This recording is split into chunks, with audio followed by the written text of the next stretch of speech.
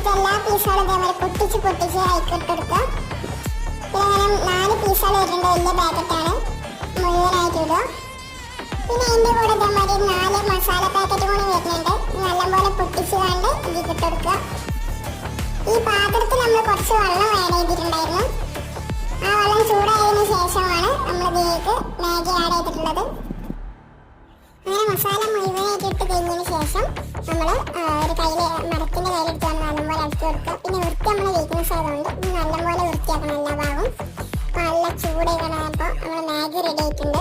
ഇനി ഞാനെന്നെ ഒന്ന് വണ്ടി കൊണ്ട് ടേസ്റ്റ് ചെയ്ത് നോക്കട്ടെ എങ്ങനെയുണ്ട്